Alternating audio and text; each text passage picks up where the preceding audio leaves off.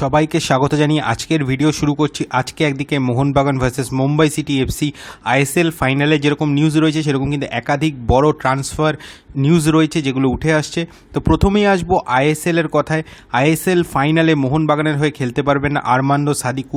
আইএফএফের তরফে কিন্তু আরমান্দো সাদিকুকে 4 ম্যাচের জন্য ব্যান করা হয়েছে এবং সেই জন্য আরমান্দো সাদিকু শুধু আইএসএল ফাইনাল নয়, তিনি আগামী মরশুমেও কয়েকটা ম্যাচ মিস করবেন তার এই ব্যানের জন্য।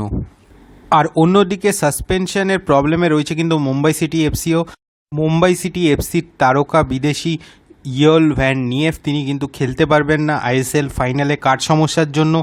ভ্যান নিয়েফ কিন্তু মুম্বাই সিটি এফসির খুবই গুরুত্বপূর্ণ একজন খেলোয়াড় এবং মিডফিল্ডে তার অনুপস্থিতি কিন্তু মুম্বাই সিটি এফসিকে অবশ্যই বেকায়দায় ফেলবে। আর ট্রান্সফার আপডেটের কথায় যদি আসি, প্রথমেই কিন্তু একটা ট্রান্সফার আপডেট উঠে আসছে, সেটা হচ্ছে মুম্বাই সিটি এফসি কিন্তু ইন্টারেস্টেড রয়েছে আইজল এফসি তারকা ইন্ডিয়ান স্ট্রাইকার লালরিনজুয়ানা লালবিকনিয়াকে সই করার ক্ষেত্রে। লালবিয়াকনিয়া কিন্তু এই সিজনের আই লিগে অন্যতম সেরা প্লেয়ার ছিলেন। 20টি ম্যাচ খেলে 15টি গোল এবং 3টি অ্যাসিস্ট করেছেন, টোটাল 18টা গোল কন্ট্রিবিউশনস তার। এবং এবার আই লিগে আইজল এফসির জার্সিতে কার্যত দাপিয়ে বেরিয়েছেন লালবিয়াকনিয়া। এর আগে মোহামেডান, স্পোর্টিং এবং আরও কিছু ক্লাবের সাথে তার একটা লিঙ্ক আপ উঠে এসেছিল, কিন্তু মুম্বাই সিটি এফসি কিন্তু যেটা খবর যে তাকে পাওয়ার জন্য চেষ্টা শুরু করেছে এবং তারা কিন্তু সম্ভবত একটা বড় অফার দিতে চলেছে লালবিয়াকনিয়াকে, এরকমই খবর। আর অন্যদিকে মোহনবাগান কিন্তু একাধিক ট্রান্সফার করতে পারে আগামী সিজনের জন্য। মোহনবাগান প্রথমত কিন্তু কেরালা ব্লাস্টার্স থেকে জিকসন সিংকে বা সই করাতে পারে, এরকম একটা খবর রয়েছে। এবং যে খবরটা কিন্তু বিভিন্ন জায়গায় উঠে আসছে যে 2.2 ক্রোর্সের একটা ট্রান্সফার ফি কিন্তু পেতে পারে কেরালা ব্লাস্টার্স এই জিকসন সিংয়ের জন্য। এর কাছাকাছি একটা কিন্তু ট্রান্সফার ফি তারা পেতে পারে এবং মোহনবাগানের সাথে কিন্তু জিকসন সিংয়ের 3 বছরের কন্ট্রাক্ট হতে পারে, যার মধ্যে কিন্তু 3+2 মানে 2 বছর আরও অ্যাড করার অপশান বা এক্সটেন্ড করার অপশানটাও কিন্তু থাকতে পারে, এরকম খবর কিন্তু উঠে এসছে। এখন শেষ পর্যন্ত জিকসন সিংকে মোহনবাগান নেয় নাকি সেটাই দেখার। দীর্ঘদিন ধরে জিকসন সিংয়ের সাথে মোহনবাগানের কিন্তু লিঙ্ক আপ আছে, কিন্তু কোনো সিজনেই কিন্তু জিকসন সিং শেষ পর্যন্ত মোহনবাগানে আসেন না। তো আগামী সিজনে জিকসন সিংকে মোহনবাগান জার্সিতে দেখা যায় কিনা সেটাই কিন্তু দেখার। আর অন্যদিকে অস্ট্রেলিয়ান তারকা স্ট্রাইকার জেমি ম্যাকক্লেরেনকে নিতে চায় মোহনবাগান, এরকম কিন্তু নতুন ট্রান্সফার রিউমার উঠে আসছে। মেলবোর্ন সিটির অন্যতম লেজেন্ড জেমি ম্যাকক্লেরেন, যিনি দীর্ঘদিন ধরে কিন্তু এ লিগে খেলছেন, তো এই ম্যাকক্লেরেনকে নেওয়ার ব্যাপারে মোহনবাগান কিন্তু যথেষ্ট ইন্টারেস্টেড রয়েছে।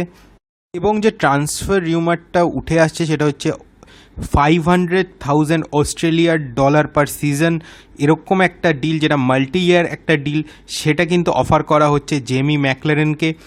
জেমি ম্যাকক্লেরেনের কাছে প্রচুর অফার রয়েছে এই সিজনে, এরকম খবর। মুম্বাই সিটির থেকে ইন্টারেস্ট রয়েছে, এছাড়াও মিডল ইস্ট এবং MLS মানে major soccer league, USA top division league, সেখান থেকেও কিন্তু ইন্টারেস্ট রয়েছে, এরকম খবর। কিন্তু যেহেতু জেসন কিউমিন্সের মতো স্ট্রাইকারকে আগে এ লিগ থেকে মোহনবাগান সই করিয়েছে, জেমি ম্যাকক্লেরেনের ডিলটাও কিন্তু তার জন্য ক্র্যাক করা কোনো ইম্পসিবল ব্যাপার নয়। এবং এবার AFC চ্যাম্পিয়ন্স লিগ 2তে মোহনবাগান অংশগ্রহণ করবে এবং তার জন্য কিন্তু মোহনবাগান আরও বড় বাজেটের একটা টিম করবে, এরকমই খবর। এবং সেই জায়গা থেকে জেমি ম্যাকক্লেরেনের মতো তারকাকে তারা যদি সই করাতে পারে তাহলে অবশ্যই কিন্তু আপফ্রন্টটা অনেক বেশি স্ট্রং হবে। এই সিজনের অন্যতম বড় সাইনিং হতে পারেন কিন্তু এই জেমি ম্যাকক্লেরেন। এবারও এ লিগে 27টি ম্যাচ খেলে 10টি গোল এবং 2টি অ্যাসিস্ট আছে এই 30 বছর বয়সী অস্ট্রেলিয়ান স্ট্রাইকারের।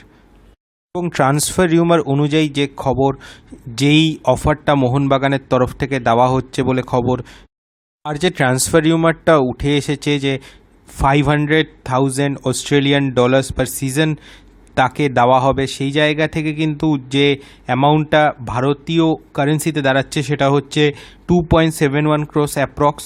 তো এরকম একটা বড় ডিল হলে কিন্তু অবশ্যই সেটা আইএসএলের ক্ষেত্রেও অন্যতম ঐতিহাসিক ডিল হবে। তো এখন এটাই দেখার যে শেষ পর্যন্ত জেমি ম্যাকক্লেরেন মোহনবাগান দলে আসেন কি না। এই ভিডিওটা এ পর্যন্ত রাখছি। ভিডিওটা ভালো লাগলে অবশ্যই লাইক, শেয়ার এবং কমেন্ট করবেন। এবং যারা আমার চ্যানেল নতুন এসেছেন বা আমাদের চ্যানেলটিকে এখনও সাবস্ক্রাইব করেননি, প্লিজ আমার চ্যানেলটিকে সাবস্ক্রাইব করে দেবেন। তো চলুন এখনকার মতো টাটা।